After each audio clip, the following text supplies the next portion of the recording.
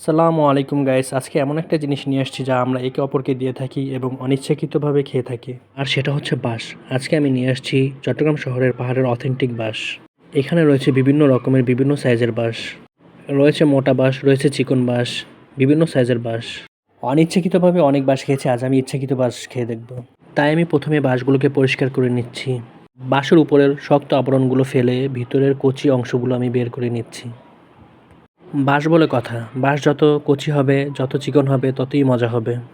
তাই আমি বাঁশগুলোর কচি অংশগুলো বের করে নিলাম। একে একে সবগুলো বাঁশ এভাবে কচি অংশগুলো আমি বের করে নিব। প্রথমেই আমি সুন্দর করে সবগুলো বাঁশ পরিষ্কার করে নিলাম এবং কচি অংশগুলো বের করে নিলাম।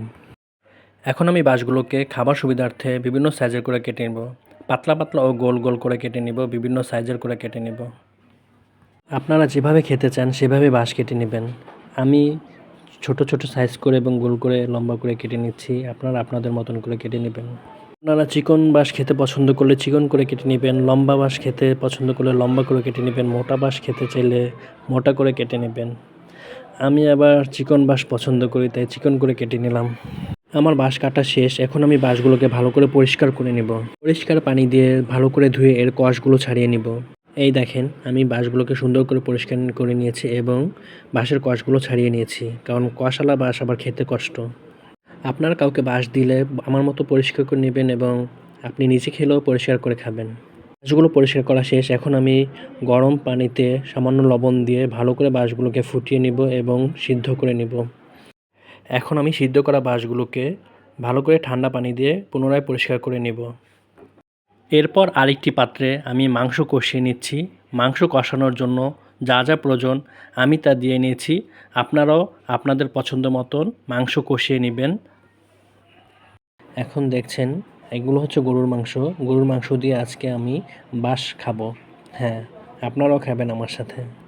আমি সেদ্ধ বাঁশগুলো কষানো মাংসের মধ্যে দিয়ে দিচ্ছি এবং মাংসগুলোকে বাঁশের সাথে ভালো করে নাড়িয়ে দিচ্ছি। বাঁশগুলোকে মাংসের সাথে এমন করে নাড়াবো যাতে বাঁশগুলো মাংসের সাথে মিশে যায় এবং বাঁশগুলোকে সেই মজা পাওয়া যায়। আমি বাঁশগুলোকেও মাংসের সাথে ভালো করে মিক্স করে নিয়েছি এবং ভালো করে কষিয়ে নিচ্ছি। আপনারাও এইভাবে কষিয়ে নেবেন এবং তাহলেই আপনারা বুঝতে পারবেন বাঁশ খাওয়ার মজাটা কী রকমের। দেখেছেন, কালারটা পুরো বাপের কালার পেয়েছে। কষানো মাংসের মধ্যে প্রয়োজন মতো পানি দিয়ে দিলাম এবং বাঁশগুলোকে সুন্দর করে নাড়াচাড়া দিয়ে ঢেকে দিচ্ছি। এখন আমি আধা ঘন্টা পর বাঁশগুলো তুলে নিলাম। গরুর মাংস দিয়ে আমার বাঁশ রান্না করা শেষ। এই দেখেন আপনাদের সামনে আমার বাঁশের রেসিপি। বাঁশ, হ্যাঁ, গরুর মাংসের বাঁশ। গরুর মাংসের বাঁশ, সাথে রয়েছে পোলাও। আমি একটু দেখে নিচ্ছি। ওয়াও, কি অসাধারণ! দেখেছেন আপনারা? গরুর মাংসের সাথে বাঁশ, সেই স্বাদ। পোলাও, গরুর মাংস আর বাঁশ, মজাই ভিন্ন। দেখুন কচি বাঁশগুলো কি সুন্দর নরম তুলতুলে হয়ে গিয়েছে।